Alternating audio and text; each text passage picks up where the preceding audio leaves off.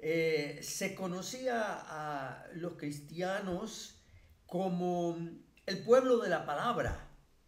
Manejaban sus Biblias, del Génesis al Apocalipsis. Sabían dónde quedaba cada libro de la Biblia, el Antiguo Testamento, el Nuevo Testamento. Decía el pastor, vamos a ir a Isaías 53, y ya con solo 2 o 3 movimientos del dedo índice de la mano ya estaban en Isaías 53. Luego decía, ahora vamos a ir a Lucas 24, y allí también. Pero hoy nos hemos alejado del manejo de la palabra. Me encanta en Israel ver esas Biblias gastaditas, usadas, subrayadas de ciertos hermanos en la fe. Estos hermanos que ya tienen 20, 30, 40 años en la fe, y ver sus Biblias, con solo mirar esas Biblias, uno se dice, Dios ha bendecido a esta hermana, a este hermano con la palabra. Porque pues nos dice muy claramente, lámpara es a mis pies tu palabra, lumbrera mi camino. Luego también dice el mismo Salmo 119, en mi corazón he guardado tus dichos para no pecar contra ti. ¿Con qué limpiará el joven su camino? Con guardar tu palabra. Así que no hay mayor guía para el cristiano, aún en la oración, que la palabra de Dios. Porque el corazón es engañoso más que todas las cosas. ¿Quién lo conocerá?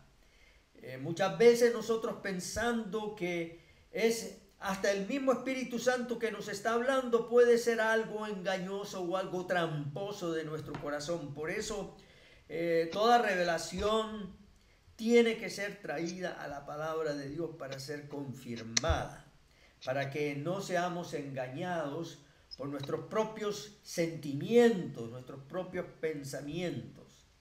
Porque la palabra de Dios es precisa. Ayer estaba hablando con un biólogo. Tuve la oportunidad de ir a una reserva natural, una reserva aviaria, acá en el departamento del Atlántico, al otro lado del país, cerca del pueblito de Usiacurí, allí donde el famoso poeta Flores fue a pasar sus últimos días y escribió mucha poesía allí en Usiacurí. Bueno, cerca de Usiacurí hay una reserva natural, se llama Cialo, algo así, sí, Cialo.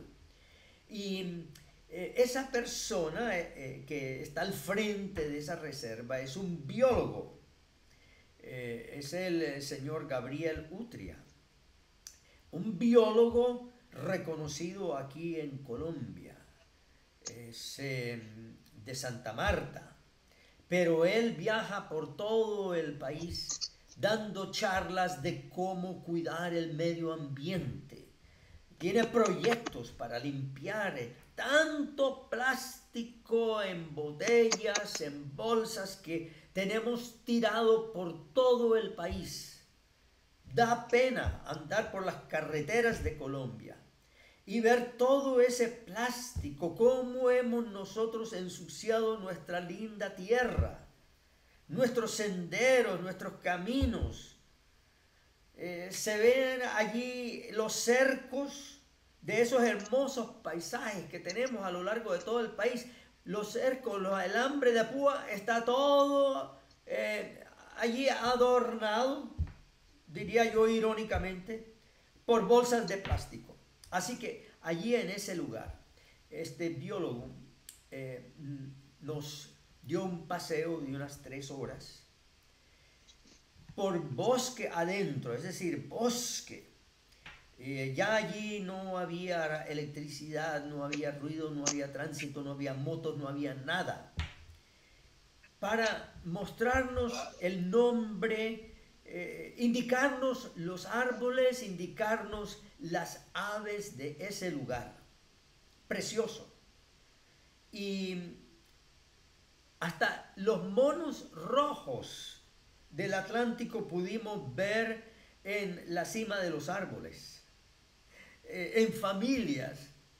Ellos se recogen cuando ya comienza a hacer el sol, se recogen en la cima de los árboles y uno puede ver las familias de estos monos rojos allá descansando en la cima de los árboles. Interesante.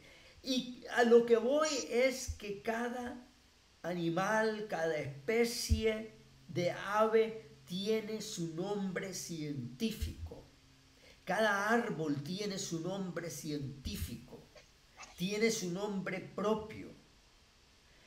Cada cosa significa, cada planta tiene un significado muy especial. Y en la escritura es lo mismo, en la palabra de Dios es lo mismo. La palabra tiene su significado. Las palabras con las cuales fueron escritas las escrituras fueron dirigidas por el Espíritu Santo para darnos un significado especial de esa palabra. Nosotros no podemos imponer sobre la escritura nuestro propio significado o lo que nosotros pensamos significa cierta palabra de la escritura. Y la palabra que me quiero referir hoy es la palabra evangelio. Es esa palabra de la cual ya mencioné hace 2 semanas, 2 miércoles atrás, en esta misma sesión, en esta misma conferencia. El significado de la palabra evangelio, porque es una palabra que nosotros hemos tergiversado, hemos torcido, le hemos dado un significado que no es. Hablando aquí en terminología colombiana, hemos echado a perder el significado de la palabra evangelio. Evangelio es una palabra muy linda, pero ¿qué ha hecho la iglesia cristiana hoy? No importa el nombre que tenga, porque hoy hasta nos critican, bueno, la iglesia cristiana, ustedes cristianos están todos divididos y no sé qué. Bueno, no. Desgraciadamente estamos unidos en demasiados errores. ¿Me escucharon?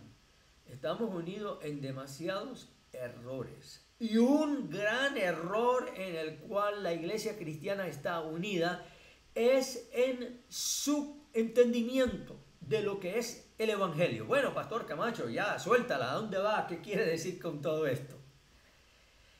Es que las iglesias cristianas toman todas sus creencias, toman todos sus postulados y lo colocan en un morral y le dicen, este es el evangelio. Todo lo que hay allí, dentro de ese morral, es el nombre evangelio y decimos, eso es lo que enseña la palabra que es el evangelio. El evangelio son nuestras confesiones de fe.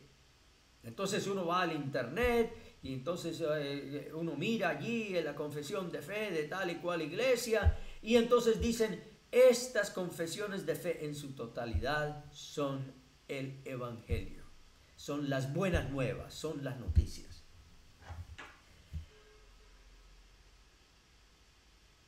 Como dicen allá en el país del norte, sorry. Cuánta pena me da decirle que no es así. Un conjunto de doctrinas que se coloca en un solo maletín, no se le puede llamar que todo eso es evangelio. Evangelio tiene un significado muy particular, muy especial, muy preciso. Es como una de esas palabras de la biología, que esa palabra de la biología tiene un nombre de una especie, de un árbol, de una ave, tiene un nombre en latín. Y ese nombre en latín describe qué tipo de planta es, qué tipo de ave es. Es muy lindo todo eso. Lo mismo con la escritura. La escritura tiene sus palabras y cada palabra tiene su significado. Y la palabra, una de las palabras, voy a decir, más importantes de la escritura es la palabra evangelio. Y tal vez los que estuvieron aquí hace 2 miércoles se recuerdan el nombre de esa palabra. A ver, les voy a hacer la prueba. ¿Ustedes recuerdan el nombre de esa palabra?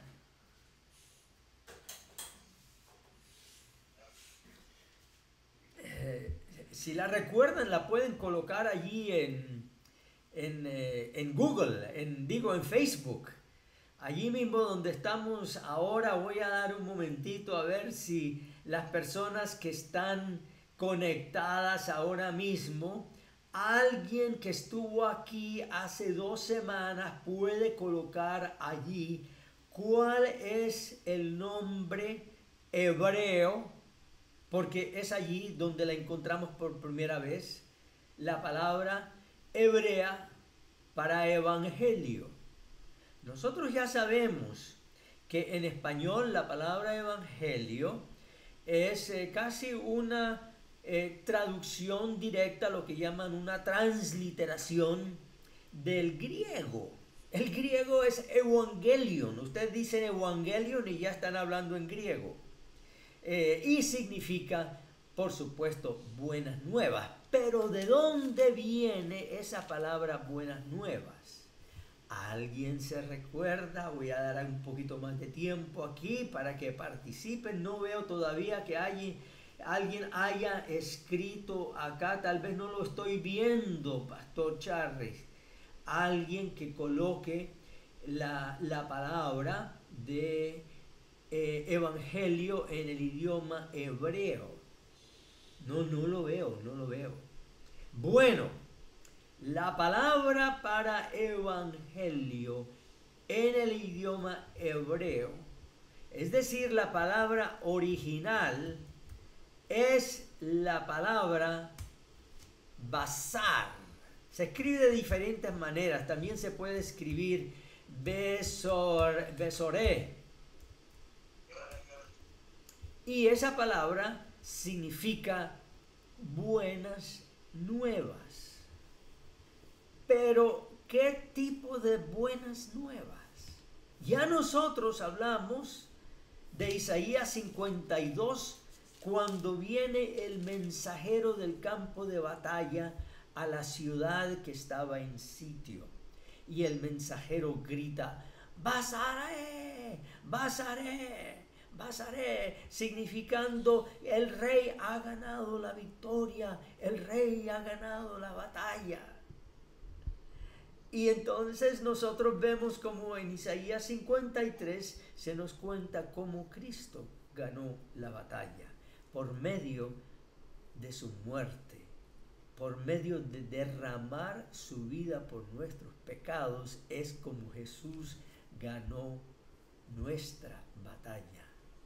¿Cómo se cumplió las palabras de Juan el Bautista cuando dijo: He aquí el Cordero de Dios que quita el pecado del mundo? ¿Cómo lo quitó Él? ¿Cómo quitó Jesús el pecado que estaba señalado contra nosotros?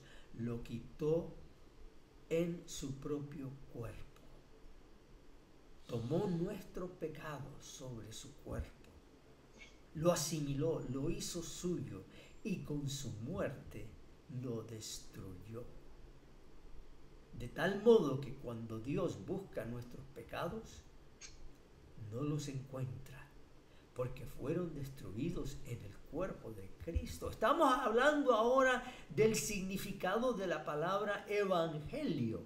Es la victoria de Dios a favor del pecador.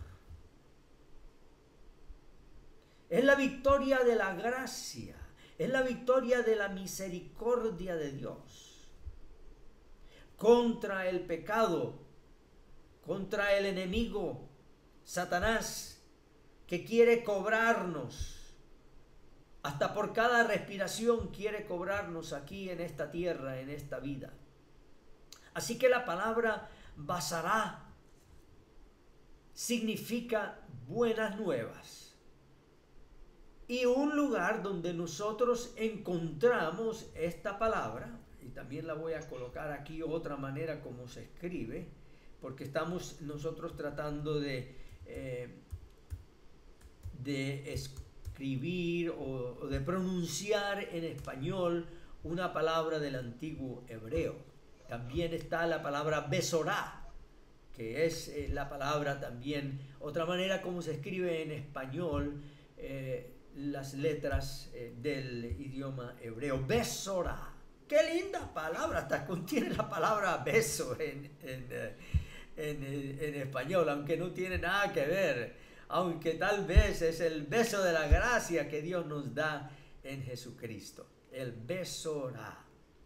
Así que esta es la palabra evangelio, es una gran victoria, es la victoria de Jesús contra el pecado. Esa es la palabra precisa, el significado preciso de la palabra evangelio. Que no se nos olvide. Es una palabra que no tiene ningún otro significado. Allí no nos habla, esa palabra no nos habla del cumplimiento de la ley, no nos habla de lo que nosotros tenemos que hacer. Esa palabra evangelio solamente nos habla de la victoria que Dios ha ganado a nuestro favor. Es la victoria de Dios a favor del pecador. ¿Dónde más en la Escritura podemos nosotros ver el uso de esta palabra Besorá?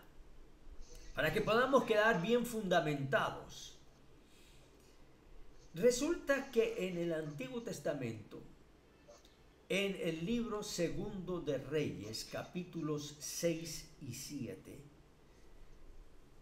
encontramos otra vez esa preciosa palabra Besorá.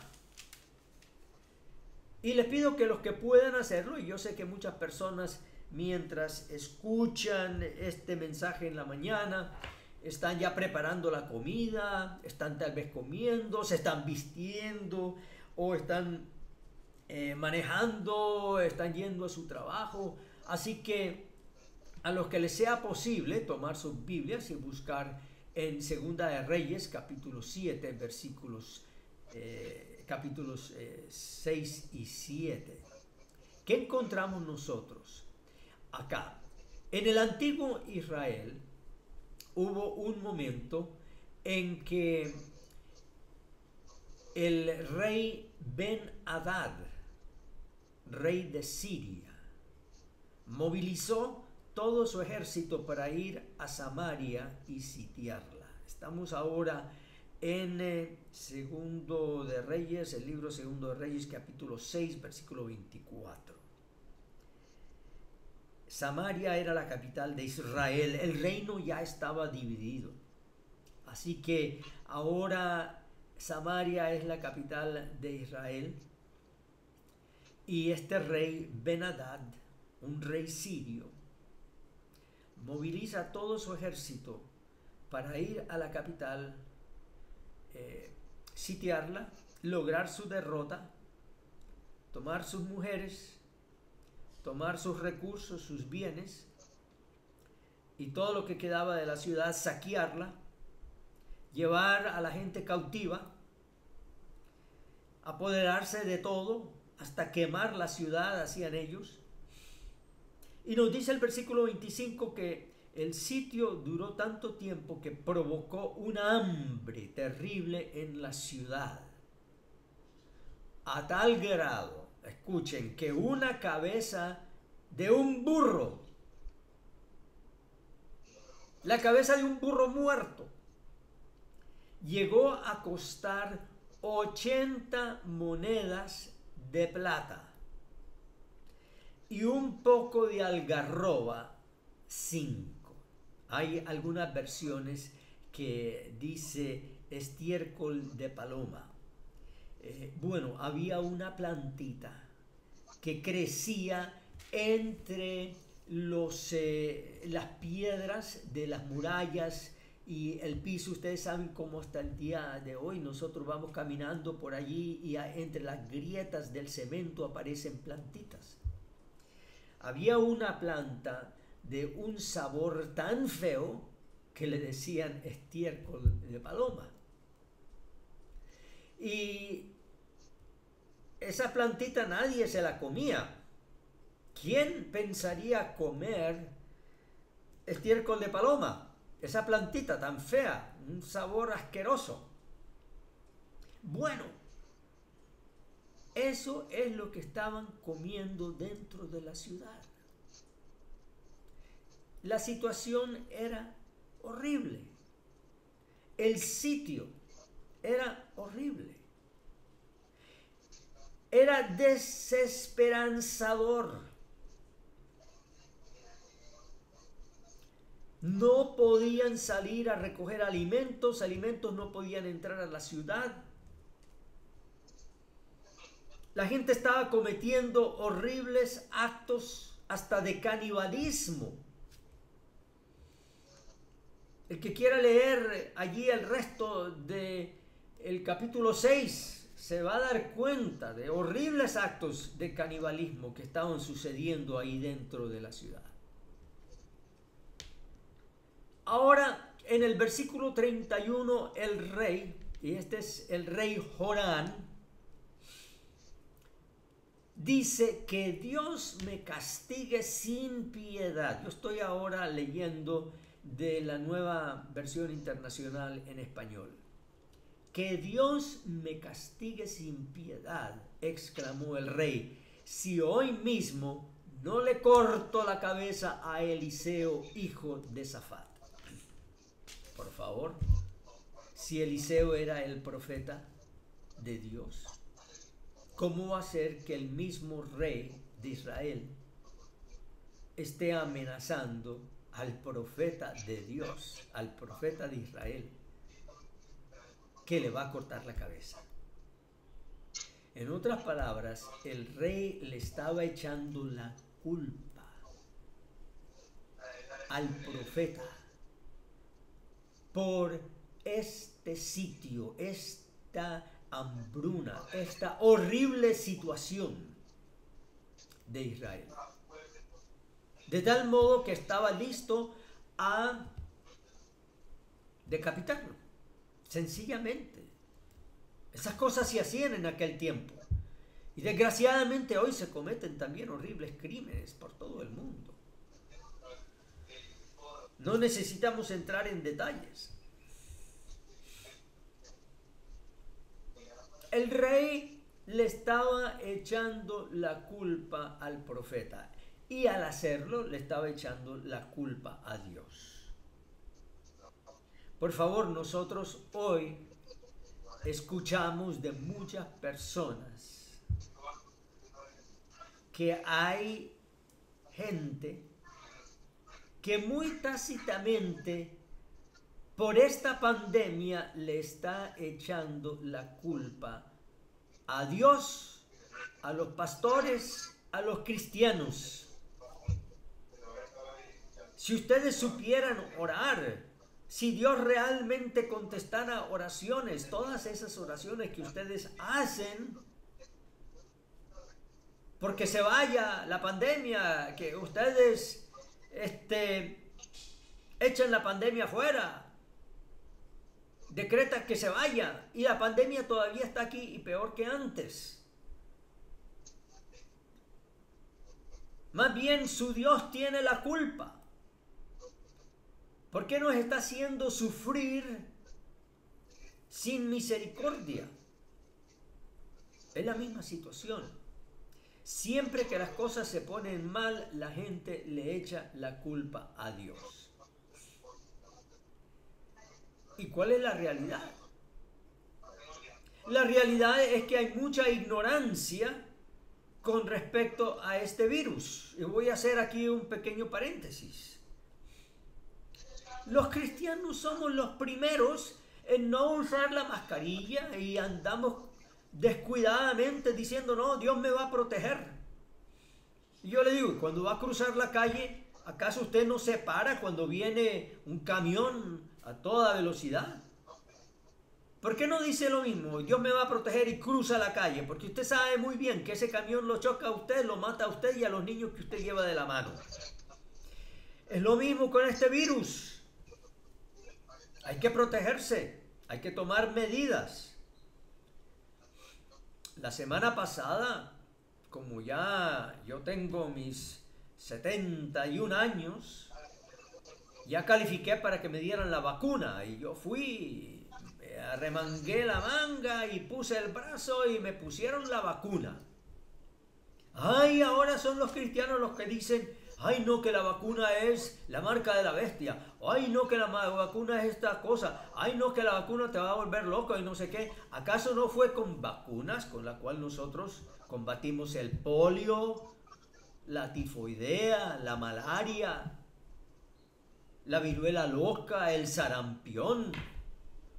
Todas estas enfermedades quedaron abatidas con la vacuna. Pero nosotros nos hemos dejado engañar con la desinformación. No, yo me puse la vacuna. ¿Sabe cuántos síntomas yo he tenido al ponerme la vacuna? Cero. Cero síntomas.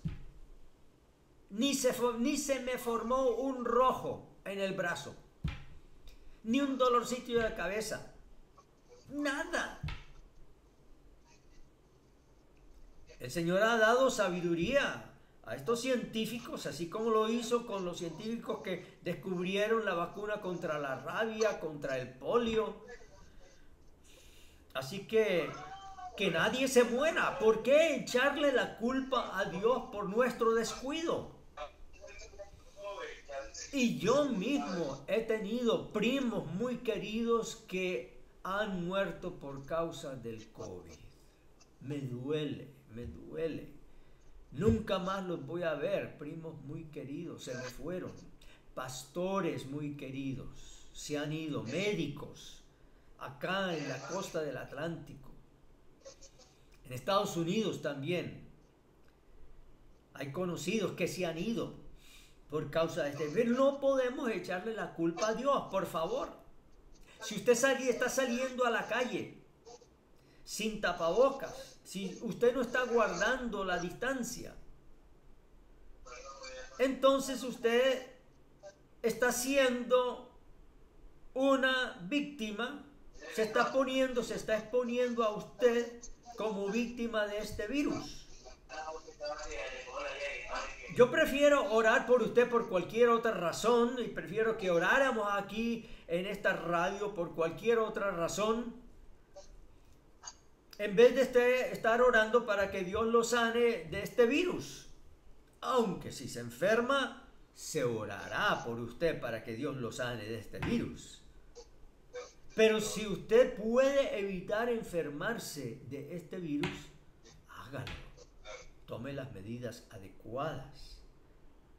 Volviendo a la palabra evangelio aquí en Segunda de Reyes, el significado de evangelio. Seguimos nosotros con la historia de que el rey le echa la culpa al profeta. El profeta estaba, de alguna manera era responsable por el sitio que el rey Ben-Hadad le había puesto a Israel. Entonces nosotros vemos acá que cuando viene este mensajero del rey, Eliseo le dice, oigan la palabra del Señor que dice así: mañana a estas horas, a la entrada de Samaria, es decir, a la puerta de la ciudad, podrá comprarse una medida de flor de harina con una sola moneda de plata. En otras palabras, podrá comprarse 7 litros de harina con una sola moneda de plata.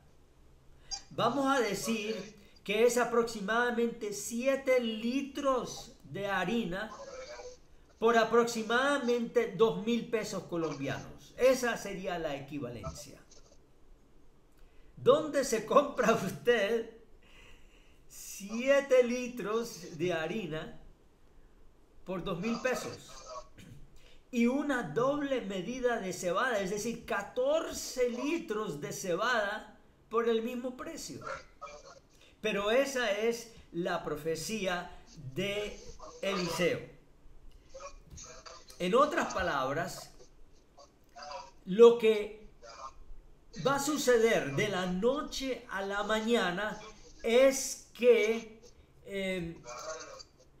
van a cambiar las cosas de tal manera que de la noche a la mañana se podrá comer en abundancia.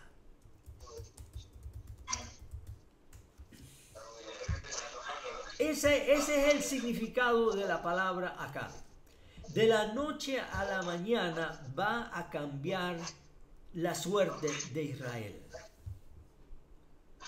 Cuando antes, el día anterior, se estaba pagando muchísimo por unas hierbitas amargas que sabían horriblemente, ahora va a costar mucho más dinero. No sé por qué hay en este momento bastante interrupción, pero hay mucho ruido, no sé, hay un micrófono abierto, pero hay mucho ruido. Pastor Enazael, no sé si usted puede ayudarme. Que yo mismo casi no me puedo escuchar. ¿Qué micrófono hay abierto? No. Eran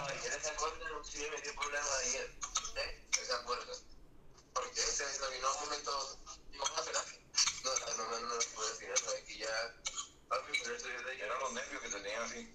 Eran los nervios. Tenían como 12 personas. Aló. Hay mucha interrupción. Así es, mi pastor. Hay mucha interrupción en el trasfondo. Glorificamos el nombre del Señor. Adoramos a Dios.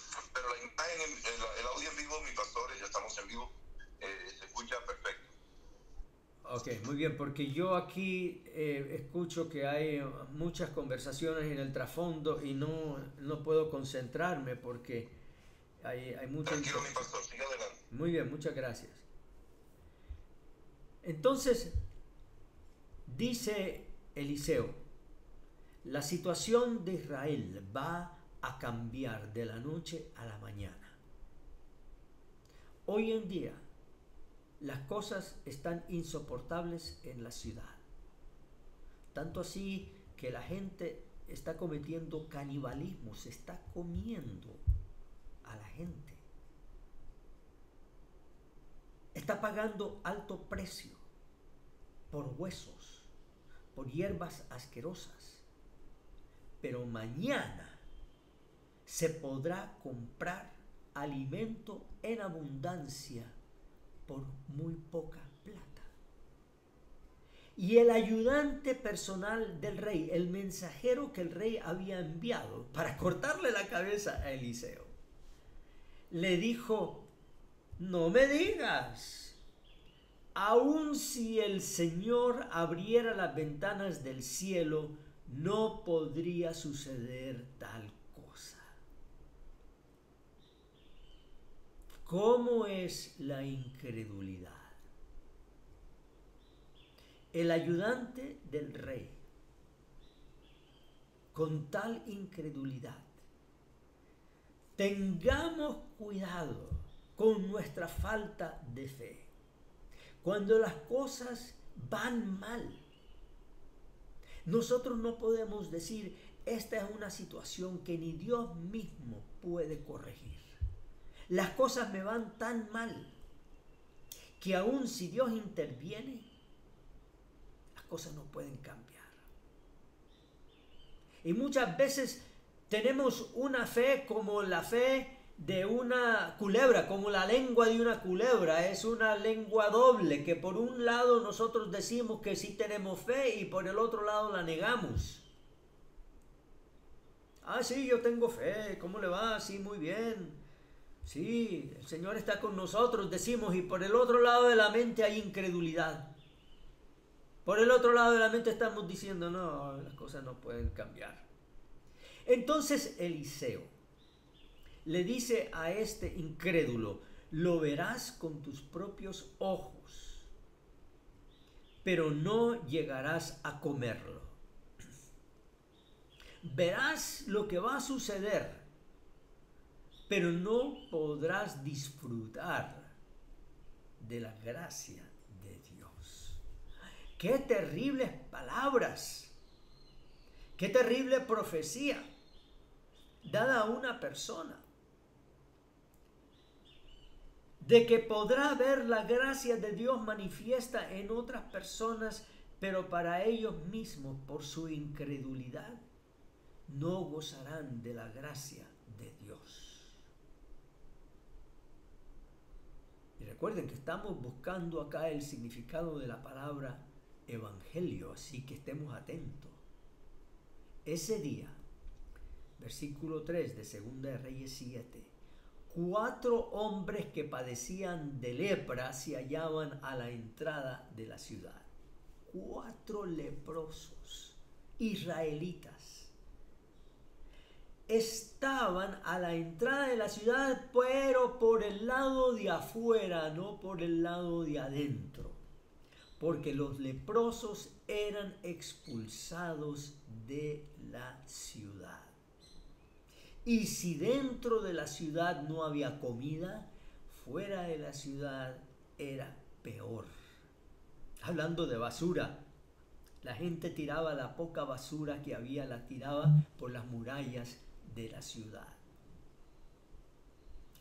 Así que allí estaban estos 4 leprosos. La lepra era una enfermedad de muerte, una muerte lenta, horrible. Se iba carcomiendo la piel, tanto por dentro como por fuera. Destruía los órganos vitales y destruía la piel. Así que estos 4 hombres habían sido expulsados de la ciudad. La lepra para los israelitas, ellos lo tomaban como un castigo de Dios. Así que estos hombres se sentían en primer lugar condenados por Dios por tener la enfermedad, y luego por tener la enfermedad no veían que para ellos había esperanza alguna. Así que los leprosos se dicen, ¿qué ganamos con quedarnos aquí sentados esperando la muerte? No ganamos nada con entrar en la ciudad. En otras palabras, si tumbamos la puerta a golpes, dice, allí nos moriremos de hambre con todos los demás. Pero si nos quedamos aquí, no sucederá lo mismo. Vayamos pues al campamento de los sirios para rendirnos. Si nos perdonan la vida, viviremos. Y si nos matan, de todos modos moriremos. ¿Qué decisión más lógica? Es una decisión que esperaría que nadie le toque tomar. Estamos condenados a morirnos de hambre aquí fuera de la puerta porque somos leprosos. Estamos condenados a morirnos porque tenemos lepra. Así que quedándonos aquí sentados al pie de la puerta, nos vamos a morir. Allá A unos pocos metros está el campamento de los sirios, el campamento del enemigo poniendo sitio a la ciudad. Si nosotros cruzamos y no nos matan mientras lo hacemos, tomamos la banderita blanca y vamos caminando. Si ellos quieren matarnos, que nos maten, porque aquí nos va a pasar lo mismo. Esa es la situación de todo pecador ante Dios. Está condenado a muerte, porque la paga del pecado es muerte. Es la situación de todo pecador. Aquí no nos habla el texto de que la esperanza en esta vida es ser transformados.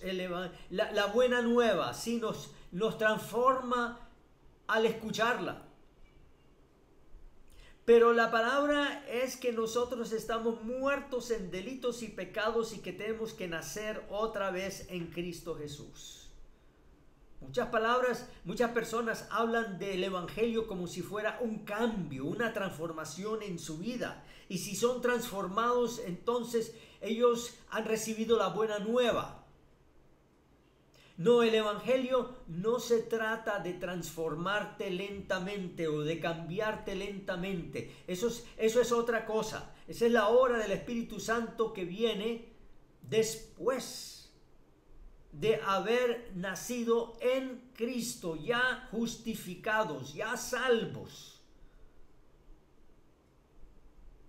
Dios, para salvarte, te coloca en Cristo Jesús en una nueva criatura que Él puede aceptar, porque Él sí aceptó la persona de Cristo Jesús.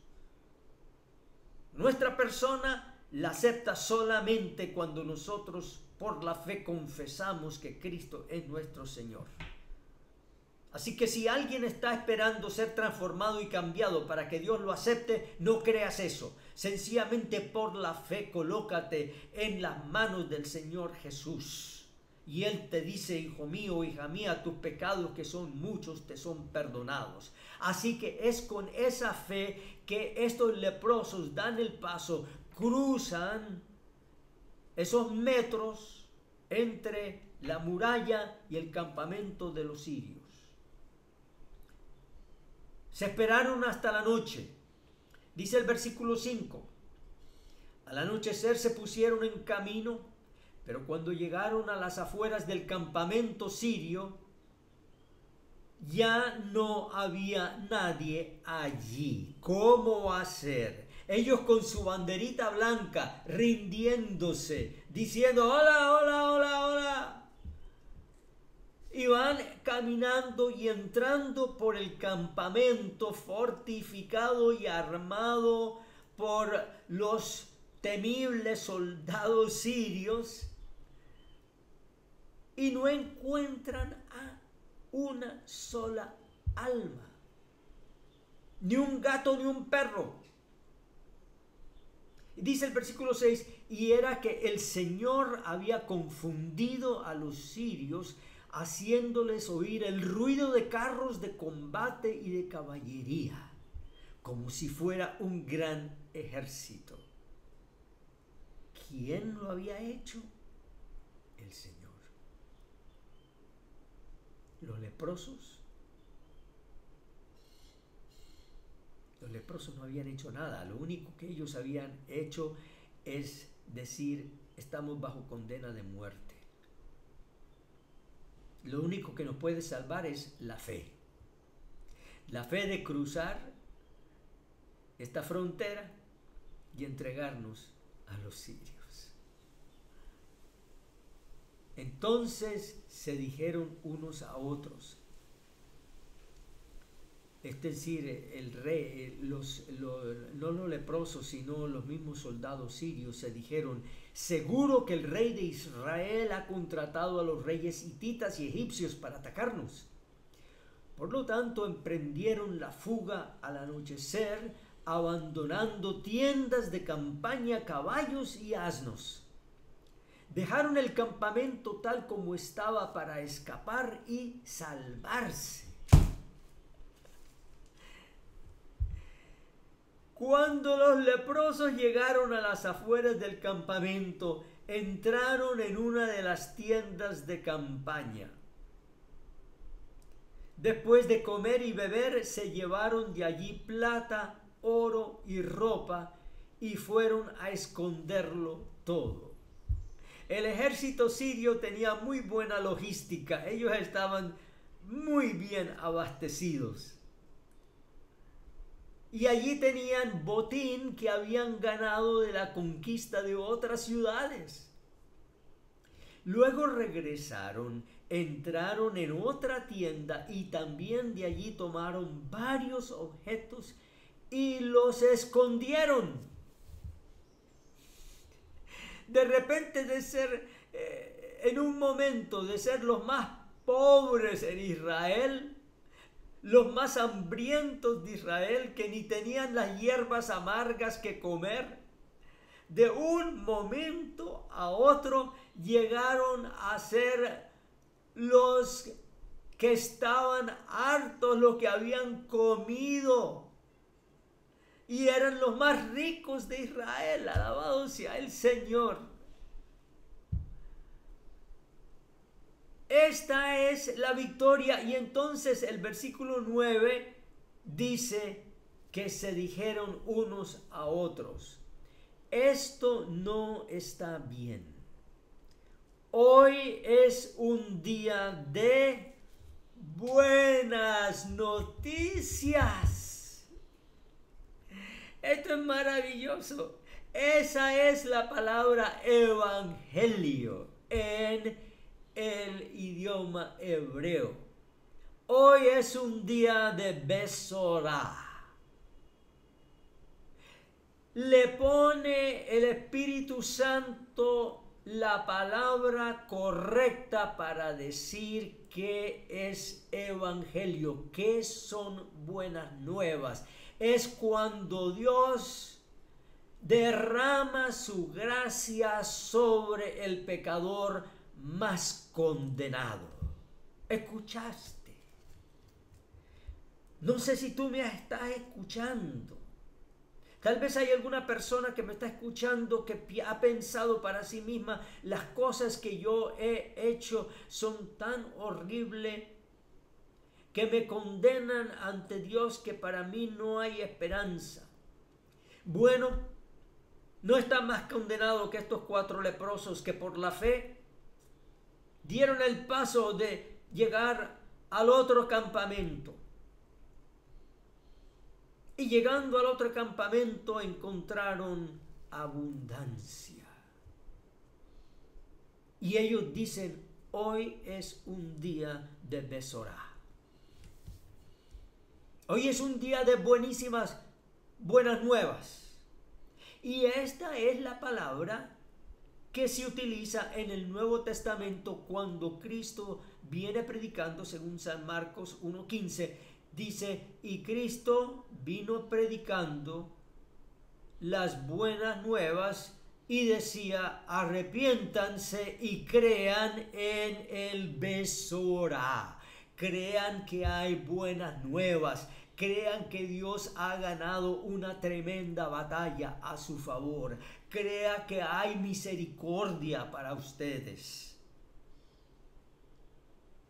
Y siempre que en el Nuevo Testamento se usa la palabra evangelio, tiene ese significado que se refiere a la victoria de Cristo a nuestro favor cuando Él tomó nuestros pecados sobre su cuerpo. Que de aquí en adelante nadie le dé otro significado a la palabra evangelio, porque el mismo apóstol Pablo dijo que si alguno predica a otro evangelio, sea anatema, esté bajo la condena de Dios.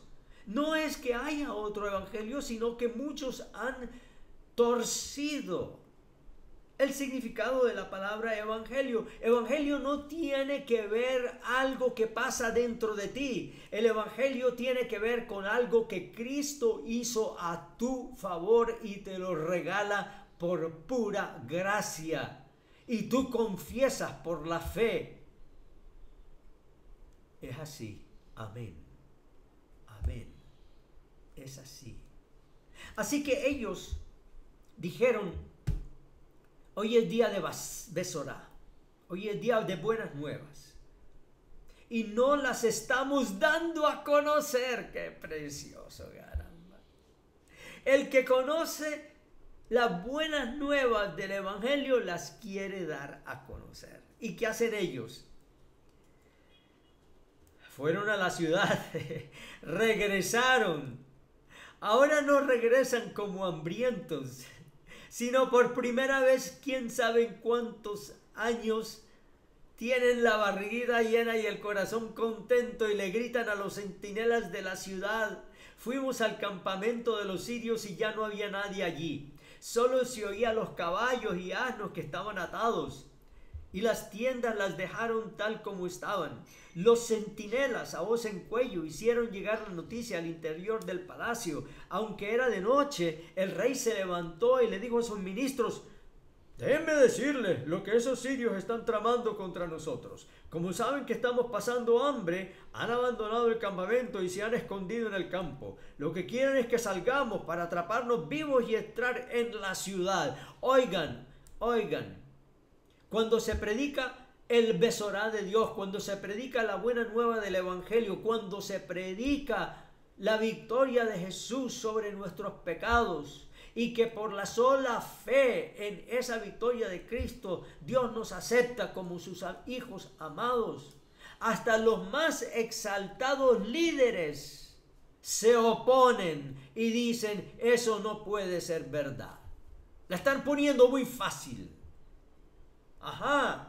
¿Y desde cuándo se le hizo fácil a Cristo entregar su vida en el Calvario por nosotros? Entonces el rey manda que salgan algunos hombres para ver qué fue lo que pasó. Y así fue.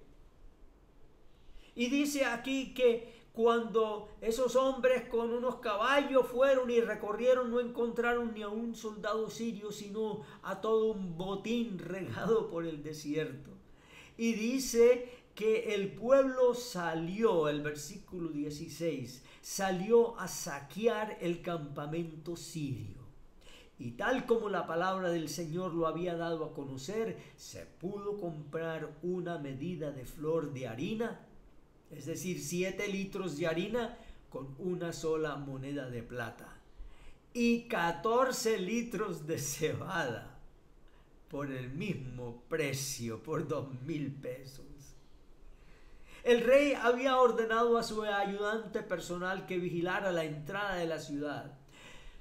Este mismo hombre que había ido a amenazar a Eliseo y que le había dicho: ni siquiera si Dios abre las ventanas del cielo lo que tú has dicho puede ser verdad. Y Eliseo le había dicho: tú lo verás pero no podrás comer. Dice que el rey lo había dejado encargado de vigilar la puerta de la ciudad, pero el pueblo lo atropelló ahí mismo. Y así se cumplió lo que había dicho el hombre de Dios cuando el rey fue a verlo. De hecho, cuando el hombre de Dios le dijo al rey: mañana a estas horas a la entrada de Samaria podrá comprarse una doble medida de cebada con una sola moneda de plata y una medida de flor de harina por el mismo precio. Ese oficial había replicado: no me digas, aun si el Señor abriera las ventanas del cielo, no podría suceder tal cosa. Jamás digas, ni te opongas, ni protestes a la maravillosa gracia de Dios, que es lo único que salva al pecador. Jamás le pongas condiciones al pecador. Cuando el pecador se siente compungido y dice: yo estoy condenado a muerte ante Dios por mis pecados, voy a entregarme a la misericordia de Dios. Jamás le digas: Dios no te puede perdonar a menos que haga esto y aquello y aquello y aquello y te cambies de camisa y pantalón y falda. No. La misericordia de Dios se derrama sobre el pecador para salvarlo. Así es como la misericordia de Cristo fue derramada en su sangre en la cruz. Ese es el significado preciso de la palabra evangelio. Y cuando hablamos de predicar el evangelio, estamos hablando de predicar esa victoria maravillosa de Cristo en la cruz sobre nuestros pecados. Que Él perdonó todos los pecados de tu vida, de ayer, de hoy y de mañana. De tal modo que esta es la experiencia de aquel publicano, de aquel pecador en el templo que decía: Señor, sé propicio a mí, pecador. Y el Señor Jesús, que lo estaba mirando, le dijo: este bajó a su casa justificado, es decir, declarado justo. Y no el fariseo que estaba al otro lado diciendo: Señor, aquí te ofrezco todas las cosas que yo he hecho, así que yo sé que tú tendrás misericordia de mí. De él el Señor no dijo nada. Fue de los leprosos que se acercan a Jesús. Leproso como tú, leproso como yo, que nos acercamos al Señor Jesús diciendo: para mí la única esperanza es tu victoria, lo que tú hiciste por mí en la cruz. Límpiame con tu sangre, Señor. Te presento a ti, a estas radioescuchas, a estos oyentes que están escuchando la palabra, que hoy se han sentido compungidos por el Espíritu Santo y claman a ti diciendo: Señor, yo soy uno de esos leprosos y hoy comprendo que es tu gracia, tu misericordia, la que me ha salvado. Yo me aferro a esa sangre de Cristo, yo me aferro a esa victoria. Yo hoy quiero nacer en Cristo, ni siquiera en mí mismo. Yo nazco hoy en esa nueva criatura que es Cristo Jesús, el único que tú has puesto para mi salvación. Señor, escucha el clamor y los ruegos de estas preciosas almas que hoy llegan a ti con esa fe que tú les has dado el evangelio, les ha dado el Besorá, la victoria de Jesús a su favor. Alabado y glorificado sea el nombre del Señor Jesús sobre tu vida, hoy y para siempre. Amén, amén y amén. Gracias, Señor. Qué hermosa enseñanza nos ha regalado.